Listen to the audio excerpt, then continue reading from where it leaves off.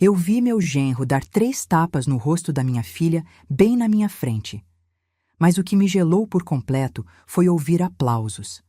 A mãe dele estava aplaudindo e sorrindo, dizendo que era assim que minha filha aprenderia a ser uma boa esposa. Naquele momento, eu soube.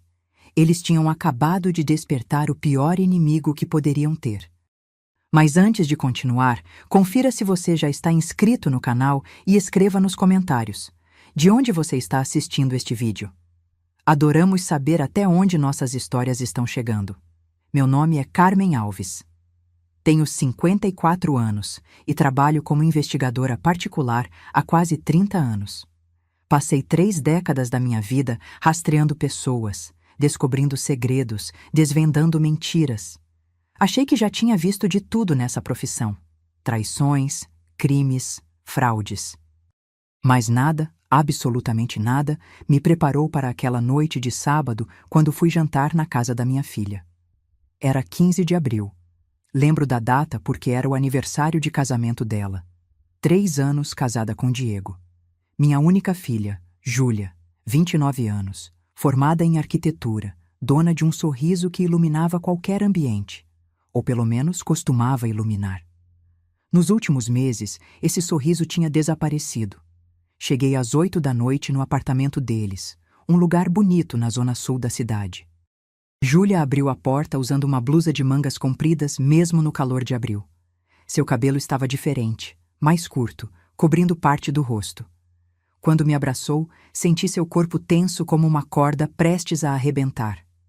"Mãe, que bom que você veio." Ela sussurrou no meu ouvido. Havia algo na voz dela, uma fragilidade que eu nunca tinha ouvido antes. Minha filha sempre foi forte, decidida, corajosa. Mas naquela noite, ela parecia uma criança assustada. Diego estava na sala com a mãe dele, Leonor. Aquela mulher sempre me deu calafrios. 60 e poucos anos, viúva há uma década, com aquele jeito doce demais que escondia algo podre por baixo. Ela sorriu quando me viu, mas o sorriso não chegou aos olhos. "Carmen, querida, finalmente." "Sente-se, sente-se." Júlia preparou um jantar maravilhoso para celebrar. Meu filho tem tanta sorte de ter uma esposa tão dedicada. A palavra dedicada soou como um insulto na boca dela. Como se Júlia fosse uma empregada que precisava provar seu valor constantemente. Sentamos à mesa. Diego na cabeceira, é claro. Leonor à direita dele. Júlia e eu do outro lado. A mesa estava impecável. Toalha branca, velas, taças de cristal. Júlia tinha passado horas preparando aquilo. Eu sabia. Podia ver o cansaço nos olhos dela. O jantar começou em silêncio constrangedor. Leonor tagarelava sem parar sobre as amigas do clube, sobre como era maravilhoso ter o filho morando tão perto, agora que ela tinha se mudado para o mesmo bairro. 6 meses atrás, ela comprou um apartamento a 3 quadras dali. 3 quadras. Perto demais. Observei Júlia servir a comida com mãos trêmulas. Observei Diego nem sequer agradecer. Observei Leonor criticar sutilmente cada prato. "O molho está um pouco ácido, não acha, filho?" No meu tempo, as esposas provavam tudo antes de servir. Minha filha se encolhia a cada comentário. Eu queria dizer algo, mas me contive. Talvez estivesse exagerando. Talvez fossem apenas os modos antiquados de Leonor. Então aconteceu. Júlia estava enchendo o copo de Diego com água quando sua mão tremeu levemente. Uma gota, apenas uma gota minúscula, caiu na toalha branca. O silêncio que se seguiu foi ensurdecedor. Diego colocou o garfo no prato lentamente. O som do metal contra a porcelana ecoou pela sala. Ele olhou para Júlia com uma expressão que nunca vou esquecer. Frieza absoluta. "Você viu o que fez?" Ele disse com aquela voz perigosamente calma.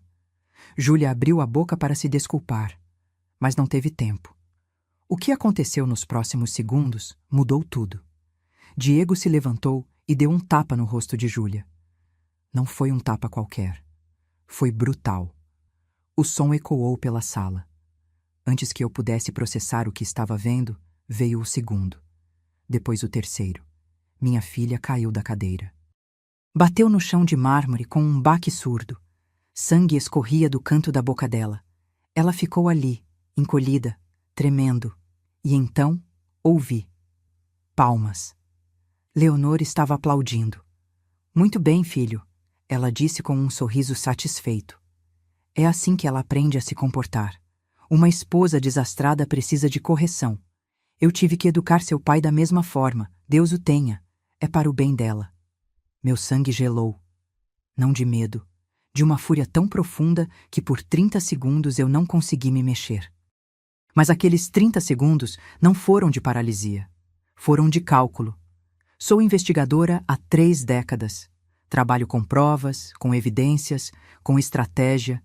E naqueles 30 segundos, minha mente processou tudo com uma clareza assustadora. O poder do controle, a violência normalizada, a família cúmplice. Mas também vi os detalhes. O copo com condensação, a mancha minúscula na toalha, a reação desproporcional de Diego. Não era a primeira vez. Vi as marcas antigas no pulso de Júlia quando a manga subiu ao cair. Vi o jeito como ela se encolheu, como se esperasse os golpes.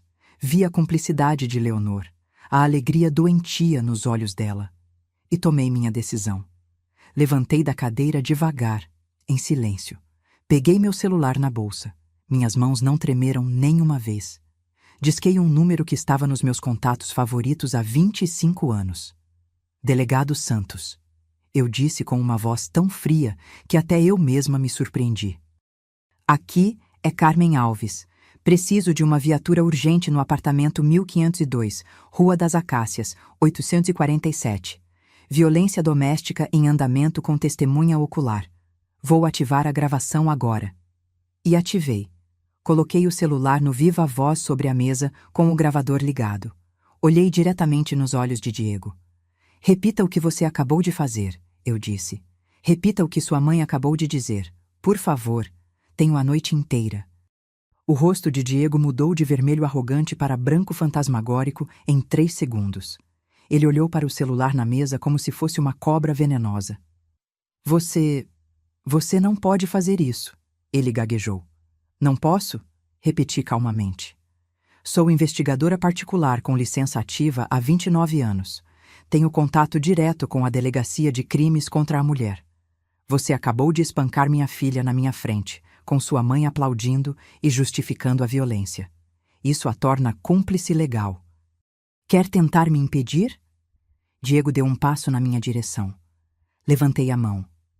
Se você me tocar, serão mais 3 crimes. Ameaça, agressão à testemunha e obstrução de justiça. Continue. Adoro quando criminosos aumentam a própria pena. Fui até Júlia, que ainda estava no chão, tremendo. Ajudei-a a levantar com cuidado, checando se havia algo quebrado. O lábio dela sangrava. O rosto já começava a inchar. Mas ela estava consciente. Mãe, ela sussurrou. Silêncio, filha. Agora eu cuido de tudo. Leonor finalmente perdeu aquele sorriso irritante. Ela se levantou da cadeira, tentando manter a compostura. Isso é um assunto de família, disse com a voz trêmula. A senhora não tem esse direito. A senhora está se intrometendo em... Eu tenho todos os direitos do mundo, cortei. Sou testemunha ocular de um crime previsto no artigo 129 do Código Penal, com agravante de violência doméstica. 3 anos de prisão, no mínimo. E a senhora, como cúmplice ativa que justificou e celebrou a agressão, pode pegar até 2 anos. Quer continuar falando de direitos? Naquele momento, ouvimos as sirenas. Eu tinha dito 20 minutos ao delegado, mas ele me conhecia há 2 décadas. Quando Carmen Alves ligava, era porque a situação era séria. Ele mandou a viatura mais próxima. Chegaram em 12 minutos. 3 policiais subiram. O delegado Santos entrou primeiro, aquela presença imponente que eu respeitava profundamente. Tínhamos trabalhado juntos em dezenas de casos ao longo dos anos. Ele sabia que eu não brincava em serviço. Investigadora Alves, ele me cumprimentou formalmente. Então viu Júlia com o rosto marcado, ainda segurando um pano com gelo que eu tinha dado a ela, e sua expressão endureceu. Flagrante, Eu disse simplesmente. 3 agressões, testemunha direta, gravação no meu celular, cúmplice presente. O delegado assentiu e se virou para Diego. Senhor, o senhor tem direito a permanecer em silêncio. Tudo o que disser pode e será usado contra o senhor. Diego foi algemado. Leonor também. Ela começou a gritar que aquilo era um absurdo, que conhecia gente importante, que íamos nos arrepender. Os policiais a ignoraram e a levaram para a viatura. Antes de sair, Diego olhou para mim com um ódio que jamais vou esquecer. Isso não vai ficar assim, ele disse. Minha família tem contatos, advogados caros. Vamos reverter isso. Seus contatos não valem nada quando há provas concretas e testemunhas, respondi friamente. E se você tentar intimidar minha filha ou chegar perto dela de novo, eu pessoalmente vou garantir que cada dia da sua pena seja cumprido integralmente, sem redução, sem progressão, sem nada. Levaram os 2.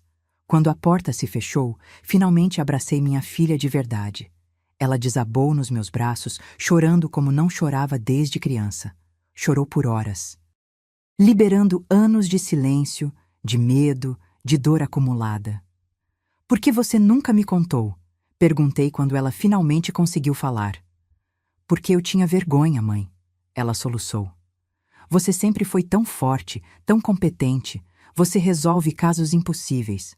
Como eu ia te contar que me casei com um homem assim? Como ia admitir que me tornei vítima do tipo de situação que você investiga? Segurei o rosto dela entre minhas mãos. Isso acaba hoje. Agora. E assim foi. Mas essa história estava apenas começando. Porque o que Diego e Leonor não sabiam era que eles tinham mexido com a pessoa errada. Eu não era apenas uma mãe defendendo a filha. Eu era uma investigadora profissional com 3 décadas de experiência em descobrir segredos. E eu ia descobrir todos os deles. Naquela noite, Júlia ficou comigo no meu apartamento. Não quis que ela voltasse para aquele lugar. Dei a ela o quarto de hóspedes. Preparei chá de camomila como fazia quando ela era pequena e fiquei sentada na cama dela até adormecer. Quando finalmente saí do quarto, eram 2 da manhã. Fui para o meu escritório em casa e abri meu laptop. Tinha trabalho a fazer. Comecei a investigar Diego Montenegro. Engenheiro civil, 33 anos, trabalhava numa construtora grande. Família tradicional, como Leonor tanto gostava de repetir. Mas eu sabia que famílias tradicionais podiam esconder os piores segredos.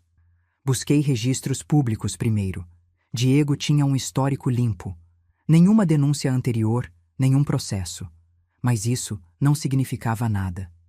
Violência doméstica raramente deixa rastro oficial até que seja tarde demais. Então procurei por Leonor Montenegro, viúva há 10 anos. O marido, Roberto Montenegro, tinha morrido em circunstâncias que sempre me pareceram estranhas. Uma queda fatal da escada de casa. A investigação foi encerrada rapidamente. Acidente doméstico. Mas eu tinha aprendido algo em 30 anos de profissão. Acidentes convenientes geralmente não são acidentes. Acessei meus contatos. Tenho fontes em quase todos os departamentos da cidade. Antigas colegas, policiais aposentados, funcionários do fórum. Mandei mensagens discretas para 3 pessoas diferentes, pedindo informações sobre a morte de Roberto Montenegro. Enquanto esperava respostas, pesquisei mais sobre a família. Descobri que o irmão de Roberto, Carlos Montenegro, era desembargador. O filho dele, primo de Diego, trabalhava na promotoria. Ah, então era assim. Família com influência, com poder para abafar problemas. Mas eu também tinha influência. Diferente da deles, construída com trabalho honesto e casos resolvidos. Às 4 da manhã, recebi a primeira resposta. Era de uma ex-colega da Polícia Técnica, aposentada há 5 anos. Carmen, sobre aquele caso que você mencionou. Roberto Montenegro. Eu estava na equipe que fez a perícia. Sempre achei estranho. O padrão das lesões não batia com uma queda simples. Parecia que ele tinha sido empurrado, não que tivesse escorregado. Mas o laudo foi revisado pelo legista-chefe e mudado para acidente. Nunca entendi por quê. Interessante. Muito interessante. A segunda resposta veio às 6 da manhã, de um investigador aposentado que tinha trabalhado no caso. Lembro desse caso. Foi engavetado rápido demais. Havia um vizinho que queria depor, dizia que ouvia gritos naquela casa toda semana. Mas o depoimento dele nunca foi oficializado. Alguém de cima mandou encerrar o caso. Padrão clássico de acobertamento. Quando Júlia acordou, já eram 9 da manhã. Ela veio para a cozinha com os olhos inchados, o lábio ainda roxo. Preparei café forte e pão francês com manteiga, como ela gostava quando era adolescente. Dormiu bem? Perguntei. Melhor do que durmo há meses, ela admitiu baixinho. Mãe, o que vai acontecer agora? Agora vamos à delegacia registrar queixa formal. Depois vamos ao IML fazer exame de corpo de delito. E então vamos processar Diego e Leonor por tudo que a lei permite. Mas, mãe, a família dele tem dinheiro, advogados caros. Olhei nos olhos da minha filha. E eu tenho 30 anos de experiência destrinchando mentiras. Confie em mim. Fomos à delegacia às 10 horas. O delegado Santos estava nos esperando. Ele tinha aquela expressão séria que eu conhecia bem. Júlia, vou precisar que você conte tudo desde o início. Cada incidente. Não tenha vergonha de nenhum detalhe. Tudo importa. E ela contou. Contou que nos primeiros meses de casamento, Diego era perfeito. Atencioso, romântico, gentil. Mas depois de 6 meses, começaram as críticas sutis. As roupas dela eram provocantes demais. Os amigos dela eram má influência. O trabalho dela tomava tempo demais do casamento. Ele foi me isolando aos poucos, Júlia disse com a voz embargada. Primeiro sugeriu que eu não fosse mais às sextas com as amigas, porque aquela deveria ser nossa noite. Depois, disse que meu chefe olhava para mim de forma estranha, que eu deveria procurar outro emprego. E eu fui cedendo, porque achei que era amor que ele se importava. O delegado anotava tudo. Eu segurava a mão de Júlia, deixando que ela desabafasse. O primeiro empurrão foi há 1 ano, ela continuou. Eu tinha esquecido de comprar cerveja que ele tinha pedido. Ele me empurrou contra a parede. Não foi forte o suficiente para machucar, mas foi o suficiente para me assustar. Ele chorou depois, pediu desculpas 1000 vezes, disse que estava estressado com o trabalho. Clássico. O ciclo da violência. Tensão, explosão, lua de mel. E Leonor? Perguntou o delegado. Quando ela se envolveu? Leonor sempre esteve envolvida, Júlia respondeu amargamente. Desde o namoro. Ela sempre fazia comentários sobre como eu deveria me comportar, como deveria me vestir, como deveria cuidar do apartamento. No começo achei que era só uma sogra chata, mas depois... Depois o quê? Depois eu entendi que ela estava treinando Diego, ensinando ele a me controlar. Ela contava histórias do casamento dela, de como educou o marido, de como uma esposa precisa saber seu lugar. E Diego absorvia tudo. Senti náusea. Leonor tinha criado um monstro à sua própria imagem. E ontem à noite não foi a primeira vez que ele te bateu, foi? Perguntei suavemente. Júlia balançou a cabeça, lágrimas escorrendo. Há 3 meses ele me deu um soco no estômago porque o jantar estava frio. Eu não consegui respirar por alguns minutos. Achei que fosse desmaiar. E Leonor estava lá. Ela me deu gelo e disse: da próxima vez, providencie para esquentar a comida antes de servir. Como se fosse normal. 3 horas depois, saímos da delegacia com o boletim de ocorrência registrado. Fomos direto ao IML. O médico legista documentou tudo: o corte no lábio, o hematoma na bochecha, as marcas antigas no pulso e no braço que Júlia tinha escondido com maquiagem por meses. Essas marcas mais antigas são consistentes com agressões anteriores, ele disse, escrevendo no laudo. Vou incluir tudo no relatório. Quando voltamos para casa, Júlia estava exausta, física e emocionalmente. Preparei almoço leve e a deixei descansar. Enquanto isso, voltei ao meu escritório. As investigações estavam avançando, mas 2 contatos tinham me respondido com informações sobre Roberto Montenegro. Um deles tinha conseguido uma cópia não oficial do laudo pericial original, antes de ser alterado. E lá estava. Lesões inconsistentes com queda acidental. Sugestão de investigação aprofundada. Alguém tinha mandado mudar aquele laudo. Alguém com poder. Passei a tarde fazendo ligações discretas, acionando favores, conversando com fontes. Descobri que o legista-chefe que havia alterado o laudo tinha se aposentado logo depois daquele caso. Aposentadoria precoce e generosa. Suspeito. Descobri também que Carlos Montenegro, o irmão de Roberto e desembargador, tinha uma reputação questionável. Havia rumores de que ele usava sua posição para proteger membros da família. Nada provado oficialmente, mas os rumores eram consistentes. Às 5 da tarde, recebi uma ligação. Era o advogado de Diego. Senhora Alves, sou o Dr. Marcelo Ferreira, representante legal de Diego Montenegro. Gostaria de conversar sobre uma possível conciliação. Não há nada para conciliar, respondi secamente. A senhora não entende. Meu cliente vem de uma família respeitável. Um processo público seria prejudicial para todos os envolvidos, incluindo sua filha. Estamos dispostos a oferecer uma compensação financeira generosa em troca da retirada das acusações. Me deixe ver se entendi. Vocês querem comprar o silêncio da minha filha? Não é assim que... É exatamente assim. E a resposta é não. Diego vai responder legalmente pelo que fez. Senhora Alves, preciso alertá-la que a família Montenegro tem recursos consideráveis. Poderíamos tornar isso muito difícil para vocês. É uma ameaça? Silêncio do outro lado. Pode gravar como ameaça se quiser, ele disse finalmente. Estou apenas sendo realista. O tio de Diego é desembargador. O primo é promotor. Vocês estão se metendo em algo maior do que imaginam. Doutor Ferreira, passei 30 anos da minha vida investigando gente que achava que estava acima da lei. Gente rica, poderosa, conectada.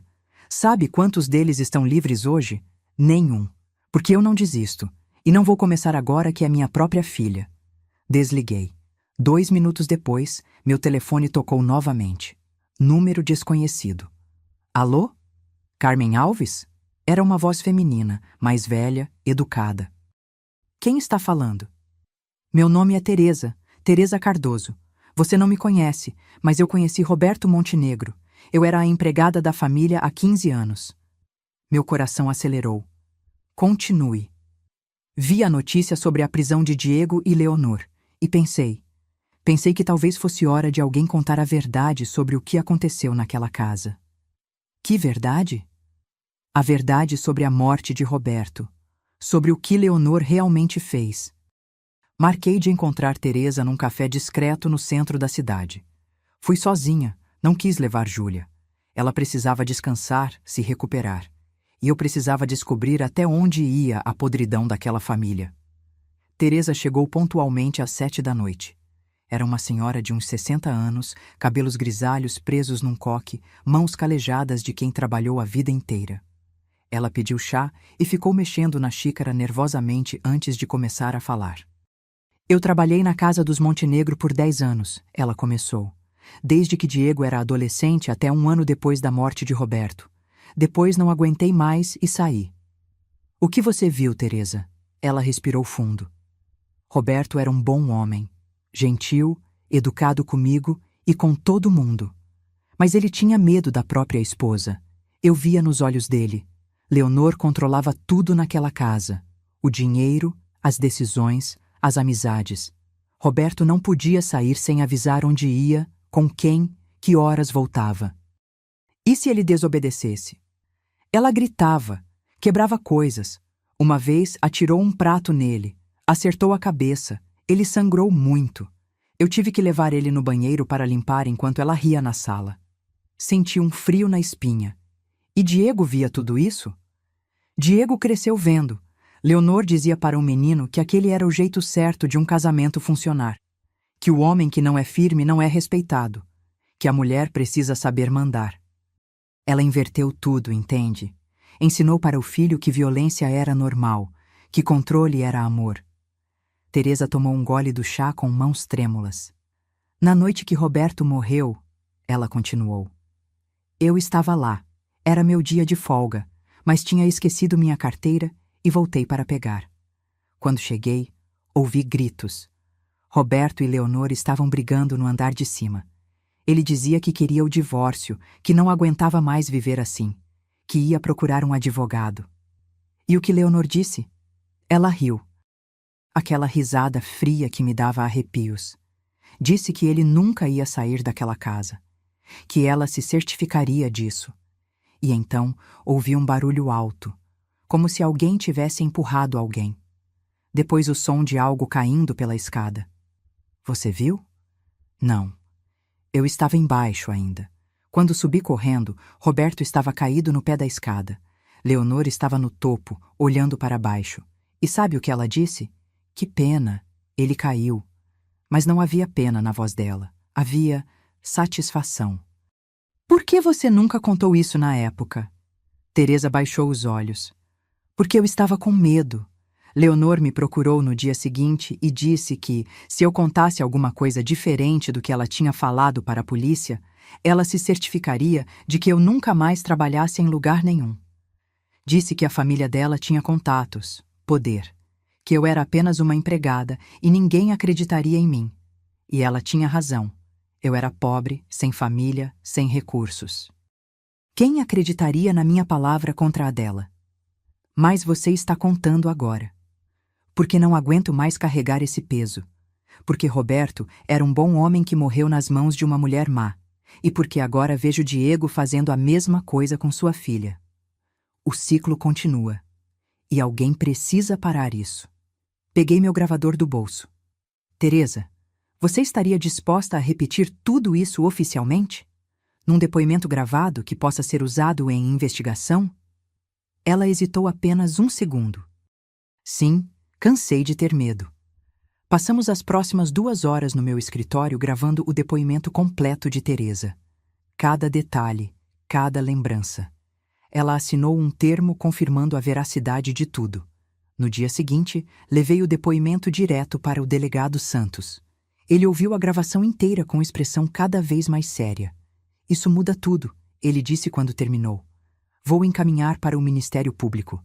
Eles vão ter que reabrir a investigação da morte de Roberto Montenegro. E quanto tempo isso vai levar? Difícil dizer. A família vai lutar. Vão usar todos os recursos disponíveis, mas com esse depoimento temos base para a investigação completa. Enquanto isso, a audiência de custódia de Diego aconteceu.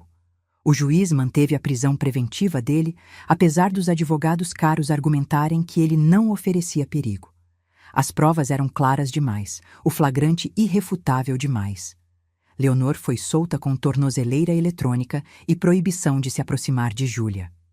Quando ela saiu da delegacia, deu de cara comigo na porta. Você vai se arrepender, ela sibilou. Minha família não vai deixar isso barato. Sua família vai ter problemas maiores em breve, respondi calmamente. A morte do seu marido vai ser reinvestigada. E eu vou me certificar pessoalmente de que cada podre segredo dessa família venha à tona. Ela empalideceu. Você não pode provar nada. Ainda não, mas vou provar. É o que eu faço, Leonor. Eu desenterro verdades. Nos dias seguintes, comecei a investigar mais profundamente. Usei meus contatos para acessar registros bancários, legalmente através de ordem judicial. Descobri que logo após a morte de Roberto, Leonor havia movimentado quantias suspeitas. Pagamentos para o legista-chefe que mudou o laudo. Transferências para contas offshore. Descobri também que Diego tinha histórico de agressividade na faculdade. 2 ex-namoradas tinham registrado queixas na universidade, mas os casos foram abafados. Adivinha por quem? Carlos Montenegro, usando sua influência como desembargador para proteger o sobrinho. Cada descoberta era uma peça do quebra-cabeça. E o quadro que emergia era aterrador. Uma família inteira construída sobre violência, controle e impunidade. Mas eles tinham subestimado uma coisa. Eu não era uma vítima assustada. Eu era uma profissional com 3 décadas de experiência em destruir impérios construídos sobre mentiras. 2 semanas depois da prisão, Júlia começou a terapia. Eu a levei numa psicóloga especializada em trauma e violência doméstica. Foi difícil no começo. Júlia tinha vergonha, sentia culpa, se questionava constantemente. Eu me sinto estúpida, mãe, ela me disse uma noite. Como não percebi? Como deixei acontecer? Porque você foi manipulada por alguém que sabia exatamente o que fazer. Diego aprendeu com Leonor. Ela tinha décadas de prática em controlar, em destruir aos poucos. Não é sua culpa. Mas a recuperação de Júlia era só uma parte do que estava acontecendo. A outra parte era a guerra que a família Montenegro tinha declarado contra nós. Começou com o blog. Um site anônimo chamado Justiça para Diego apareceu do nada. O texto pintava Diego como vítima de uma conspiração, descrevia Júlia como manipuladora e me retratava como uma mãe superprotetora que tinha forjado provas. Havia fotos fora de contexto, depoimentos de testemunhas anônimas, insinuações sobre minha reputação profissional. O blog foi compartilhado milhares de vezes nas redes sociais. Mãe, isso é horrível, Júlia me mostrou no celular. As pessoas estão acreditando. Deixa que acreditem por enquanto. A verdade sempre alcança a mentira. Pode demorar, mas alcança. Depois veio a denúncia anônima. Alguém reportou a ordem dos investigadores particulares, alegando que eu tinha agido de forma antiética ao investigar o caso da minha própria filha, que eu tinha usado minha posição para pressionar autoridades. Recebi a notificação para uma audiência disciplinar. Minha licença poderia ser suspensa. Estão tentando te tirar do jogo, o delegado Santos me disse quando lhe contei. Se você perder sua licença, perde credibilidade. As investigações que você está fazendo perdem peso. Não vão conseguir. Meu histórico fala por si. 29 anos sem uma única reclamação. Mas por dentro eu estava preocupada. Não por mim, mas por Júlia. O que seria dela se eu perdesse minha licença? Se não pudesse mais protegê-la legalmente? A audiência estava marcada para dali a 1 mês. Enquanto isso, continuei investigando. Encontrei mais 3 ex-funcionárias da família Montenegro dispostas a falar. Todas com histórias parecidas. Leonor controlando tudo, Roberto vivendo com medo, Diego crescendo naquele ambiente tóxico. Uma delas, uma antiga babá de Diego, me contou algo que me gelou o sangue. Quando Diego tinha uns 12 anos, ela disse, ele tinha um cachorrinho. Um vira-lata que ele tinha encontrado na rua e implorado para ficar. Leonor deixou, mas com uma condição. Ele tinha que cuidar sozinho. Um dia, Diego esqueceu de dar comida para o cachorro. Leonor pegou o animal e o abandonou longe de casa. Quando Diego chorou, ela disse, você precisa aprender que suas falhas têm consequências. E as consequências são sempre dolorosas. O menino tinha 12 anos e ela o ensinou que amor condicional e punição cruel eram normais. Diego tinha sido vítima antes de ser agressor. Isso não desculpava o que ele fez, mas explicava. Com todas essas informações, o Ministério Público finalmente decidiu reabrir oficialmente a investigação sobre a morte de Roberto Montenegro. Foi manchete nos jornais. Morte de empresário há 10 anos será reinvestigada após novos depoimentos. A família Montenegro contra-atacou imediatamente. Carlos Montenegro deu entrevista dizendo que era uma caça às bruxas, que meu cunhado era um homem íntegro que morreu tragicamente. O primo promotor se afastou do caso por conflito de interesses, mas não antes de tentar influenciar colegas. Leonor contratou os melhores advogados criminalistas do estado. Eles começaram a desacreditar cada testemunha, cada prova, cada documento. Foi uma guerra total. E no meio de tudo isso, Júlia tentava se manter inteira. Ela tinha começado o processo de divórcio. Diego, da cadeia, se recusava a assinar os papéis. Ele mandava cartas para ela, dizendo que a amava, que ia mudar, que aquilo tudo era um mal-entendido. Ele realmente acredita nisso. Júlia me mostrou uma das cartas. Ele acha que amor é isso, que bater e depois pedir desculpas é normal. Porque foi assim que criaram ele. Leonor batia em Roberto e depois fingia que nada tinha acontecido. Diego achou que casamento era assim. Uma tarde, Júlia recebeu uma ligação. Era de uma mulher que dizia ser ex-namorada de Diego da época da faculdade. Meu nome é Patrícia, ela disse quando Júlia colocou no viva voz. Vi as notícias sobre o que aconteceu. Eu precisava ligar porque a mesma coisa aconteceu comigo há 10 anos. Ela contou que namorou Diego por 2 anos na faculdade. No começo, ele era perfeito, mas aos poucos começou a controlar, a isolar, a agredir. Registrei queixa na universidade, Patrícia disse, mas a família dele abafou tudo. Ofereceram dinheiro para eu mudar de faculdade e ficar quieta. Eu era pobre, precisava do dinheiro para terminar o curso. Aceitei, mas carreguei essa culpa por anos. Se eu tivesse insistido na época, talvez você não tivesse passado por isso.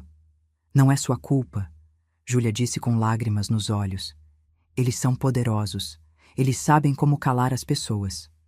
Mas agora eu quero ajudar. Guardei tudo, fotos dos hematomas, cópia da queixa, e-mails que Diego me mandou, tudo. Se precisarem para o processo, eu testemunho. Aquilo mudou o jogo. De repente, não era mais só minha filha. Era um padrão. Diego tinha feito aquilo antes, e a família tinha acobertado antes. O julgamento de Diego foi marcado para 3 meses depois da prisão. Enquanto isso, minha audiência disciplinar aconteceu primeiro. Entrei naquela sala com a cabeça erguida. 3 investigadores experientes formavam o painel. Eles analisaram as acusações, que eu tinha usado minha posição indevidamente, que tinha conflito de interesses, que tinha pressionado autoridades. Minha defesa foi simples e direta. Senhores, sou investigadora há 29 anos. Resolvi 847 casos. Ajudei a prender 312 criminosos. Meu histórico é impecável, mas antes de ser investigadora, sou mãe. E quando vi minha filha sendo espancada na minha frente, agi como qualquer pessoa deveria agir. Chamei a polícia.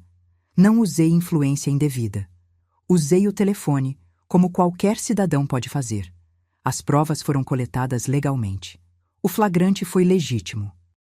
E se proteger minha filha é motivo para perder minha licença, então que seja, mas que fique registrado que vocês estão punindo alguém por fazer a coisa certa. O painel deliberou por 2 horas. Quando voltaram, o investigador-chefe falou: Senhora Alves, analisamos cuidadosamente este caso. Não encontramos nenhuma violação ética em suas ações. A senhora agiu como testemunha de um crime, não como investigadora.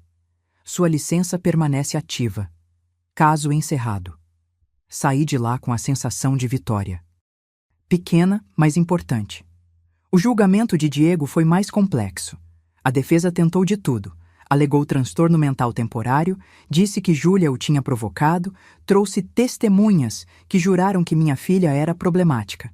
Mas tínhamos o flagrante. Tínhamos meu depoimento como testemunha.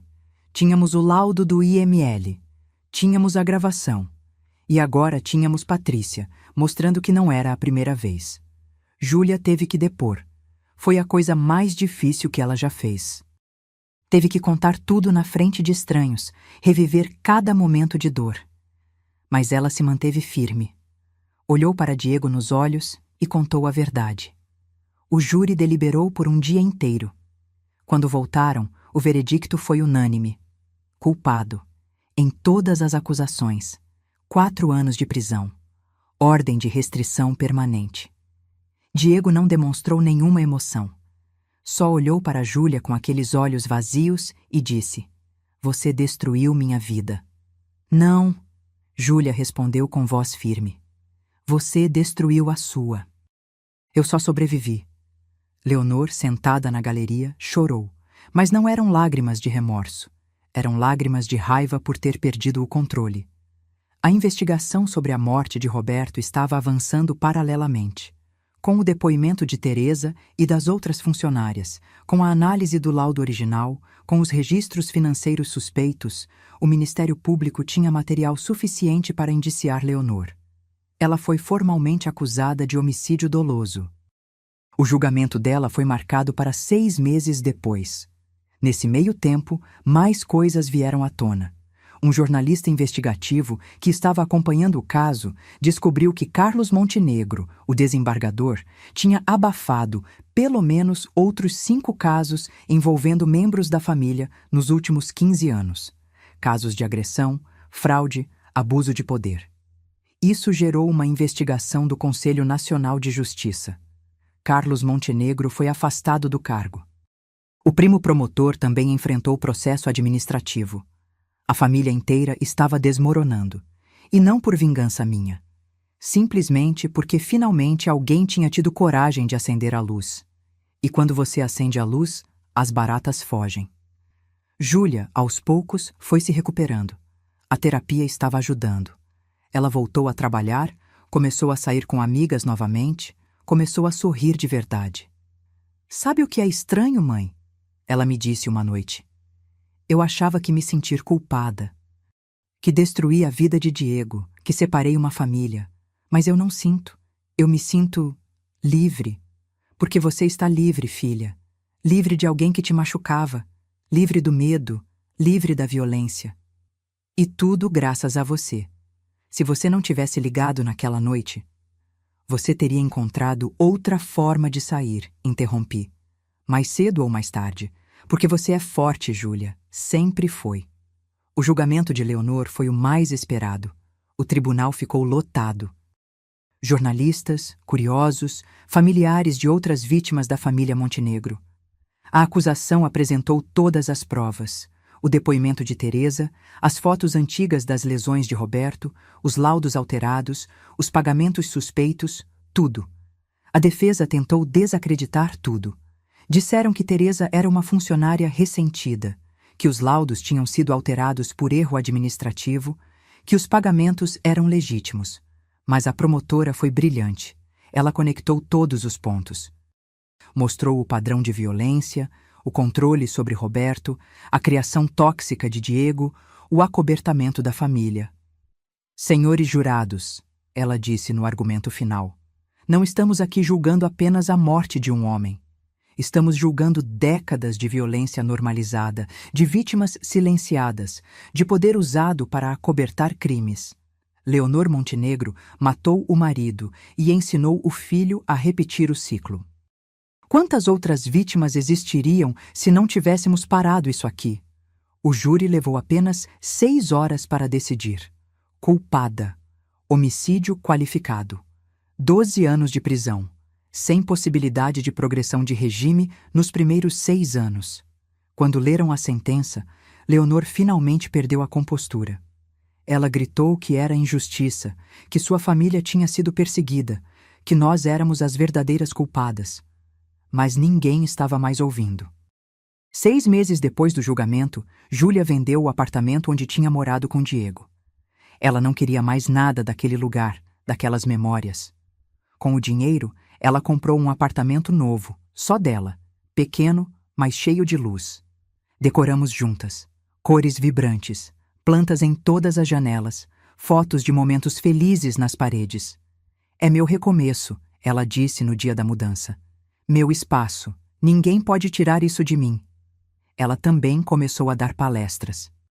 Em universidades, em abrigos para mulheres vítimas de violência, em organizações não governamentais.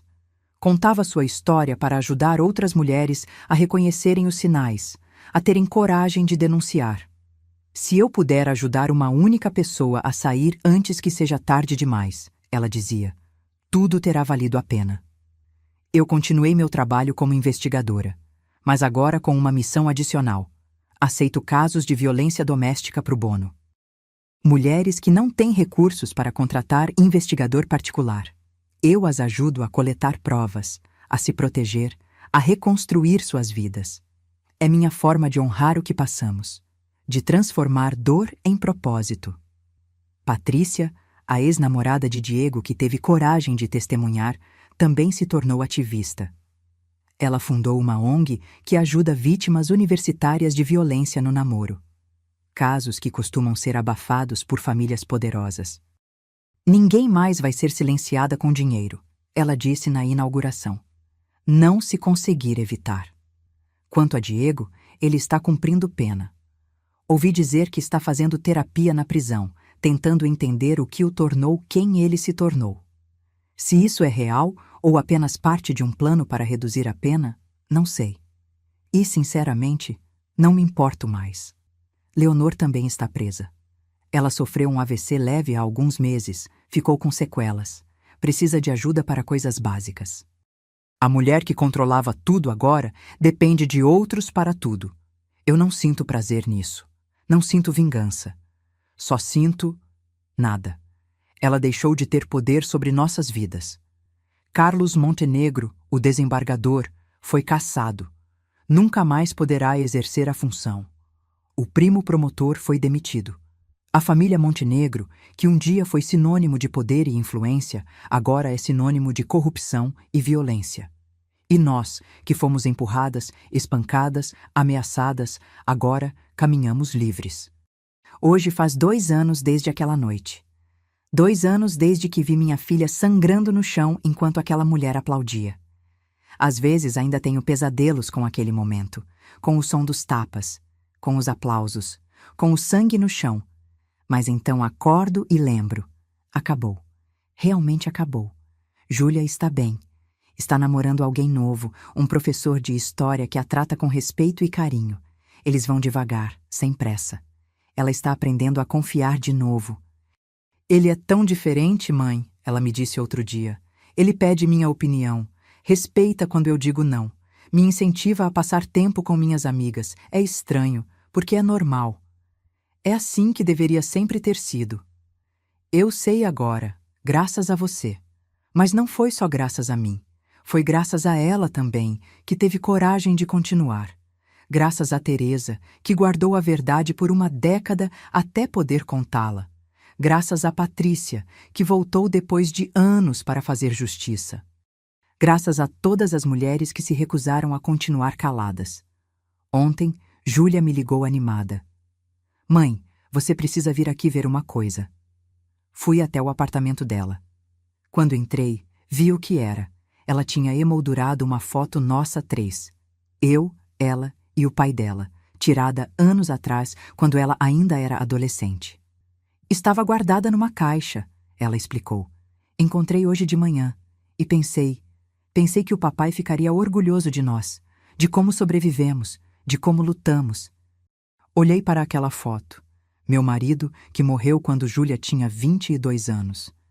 Ele não estava aqui para ver o pesadelo que ela viveu, mas também não estava aqui para ver a força dela, a recuperação, a vitória.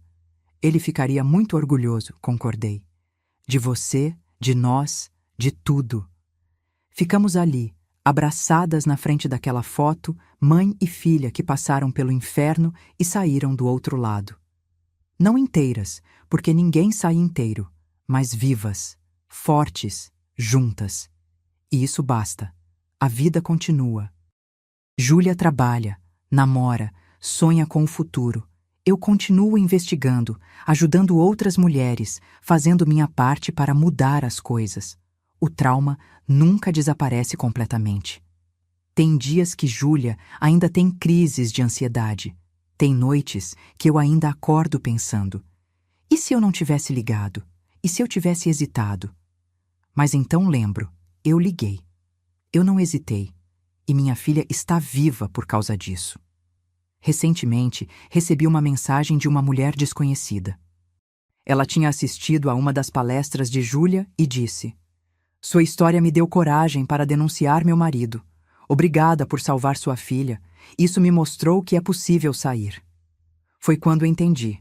A dor pela qual passamos, o pesadelo que vivemos, não foi em vão.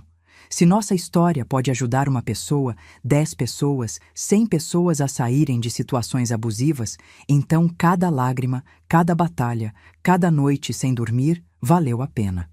Não estou dizendo que foi fácil. Não estou dizendo que não deixou cicatrizes, mas estou dizendo que é possível sobreviver, é possível reconstruir, é possível ser feliz de novo depois do trauma. Júlia é a prova viva disso. Hoje é domingo. Júlia veio almoçar em casa, como faz todo fim de semana. Ela trouxe o namorado, Ricardo. Preparei lasanha, a comida favorita dela desde criança. Enquanto eles conversam na sala, fico aqui na cozinha por um momento, só observando. Vejo minha filha rir. Um riso verdadeiro, leve, sem medo. Vejo como ela se inclina para Ricardo sem hesitar, sem se encolher, sem aquela tensão que tinha com Diego. Vejo uma mulher livre e percebo, vingança nunca foi o objetivo, justiça era. E conseguimos, Diego está preso, Leonor está presa. A família Montenegro está destruída, não por nós, mas pelas próprias ações deles. A verdade sempre vence no final. Pode demorar anos, décadas até, mas sempre vence. Mãe! Júlia me chama da sala. Vem aqui, a lasanha pode esperar. Saio da cozinha e vou até eles. Ricardo se levanta educadamente. Senhora Carmen, queria lhe agradecer, ele diz. Agradecer por quê? Por ter criado uma mulher incrível e por ter salvado ela. Júlia me contou tudo, a coragem que a senhora teve naquela noite. Não sei se eu teria. Qualquer mãe teria, respondo. Não, Júlia interrompe. Muitas mães fingem não ver. Muitas escolhem o silêncio porque a verdade dói. Mas você não. Você nunca fingiu não ver.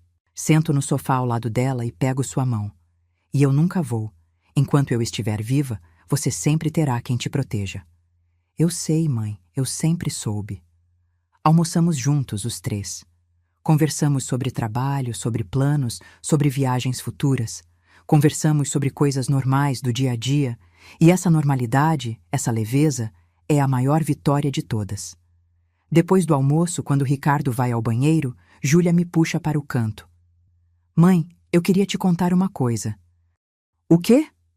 Ricardo vai me pedir em casamento. Meu coração acelera, mas não de medo desta vez. E o que você vai responder? Vou dizer sim, ela responde com os olhos brilhando. Mas dessa vez é diferente. Dessa vez eu sei reconhecer amor verdadeiro. Porque você e o papai me mostraram como é. E porque eu sei que nunca mais vou aceitar menos do que mereço. Abraço minha filha, sentindo as lágrimas virem. Seu pai ficaria tão feliz. Eu sei. Eu sinto ele aqui, com a gente. Sinto que ele está orgulhoso. Quando eles vão embora no final da tarde, fico na janela observando. Vejo Júlia entrar no carro rindo de algo que Ricardo disse. Vejo como ela está relaxada, feliz, livre. E penso em todas as mulheres que não tiveram a mesma sorte. Todas as que ainda estão presas em relacionamentos abusivos, com medo de sair, sem saber que há vida do outro lado. Por isso continuo meu trabalho. Por isso Júlia dá palestras. Por isso compartilhamos nossa história. Porque se uma única mulher ouvir e reconhecer os sinais, se uma única pessoa tiver coragem de denunciar, se uma única vida for salva, então tudo terá valido a pena. A violência doméstica não escolhe classe social, raça, religião. Pode acontecer em qualquer família, em qualquer lugar. Aquela ideia de que só acontece com pessoas pobres ou sem educação é mentira. A família Montenegro tinha dinheiro, poder, educação. E mesmo assim, era podre por dentro. O que salva não é dinheiro, é coragem. Coragem para ver a verdade. Coragem para agir. Coragem para não aceitar que violência seja normal. Foi a coragem de Júlia que a salvou no final. Não eu. Eu só abri a porta. Ela que teve força para atravessar. Hoje, enquanto o sol se põe e eu me sento aqui no meu escritório escrevendo tudo isso, penso, valeu a pena. Cada batalha, cada noite sem dormir, cada momento de medo. Valeu a pena porque minha filha está viva, está feliz, está livre. E se você está lendo isso e reconhece sua história na minha, quero que saiba. Você não está sozinha. Há saída. Pode não parecer agora, quando você está no meio da tempestade, mas há. Você merece amor que não machuca. Você merece respeito incondicional. Você merece viver sem medo. E quando você estiver pronta, quando disser basta, haverá pessoas para te ajudar. Delegacias especializadas, abrigos, advogados, terapeutas, organizações. E mães como eu, que passaram por isso e sabem como sair. O ciclo da violência pode ser quebrado. Leonor criou Diego para ser violento, mas Diego não vai criar filhos. O ciclo parou ali. E pode parar com você também. 2 anos atrás, eu estava naquela sala de jantar ouvindo aplausos enquanto minha filha sangrava. Hoje, estou aqui ouvindo risos dela pela casa enquanto ela constrói uma vida nova. A diferença entre esses 2 momentos foi uma ligação telefônica, uma decisão, uma recusa de aceitar que aquilo fosse normal. Foi dizer, não. Isso não vai acontecer. Não com a minha filha, não enquanto eu puder fazer algo a respeito. E eu pude. Nós pudemos. Você também pode. Aquela noite de abril está gravada na minha memória para sempre. Os tapas, os aplausos, o sangue. Mas agora, ao lado daquela lembrança, tem outra. O sorriso de Júlia hoje. A liberdade dela. A vida nova que ela está construindo. E essa segunda lembrança é mais forte. Porque amor vence ódio. Verdade vence mentira. E mulheres que se recusam a ser silenciadas vencem homens que acham que podem controlá-las. Esta é a minha história. A história de uma mãe que salvou a filha e de uma filha que se salvou. Não fomos apenas vítimas, fomos sobreviventes. E agora somos guerreiras, ajudando outras a sobreviver também. Obrigada por ter lido até aqui. Obrigada por ter me deixado compartilhar. E se essa história tocou você de alguma forma, compartilhe. Porque em algum lugar, uma mulher está naquela sala de jantar, vendo algo que não deveria estar acontecendo. E ela precisa saber que pode fazer algo a respeito. Ela precisa saber que há esperança do outro lado do medo. Agora, se você gostou dessa história, clica em se inscrever e me diz nos comentários qual parte te deixou de queixo caído. Ah, e não esqueça de se tornar membro para ter acesso a vídeos exclusivos que não posto aqui. Te espero lá.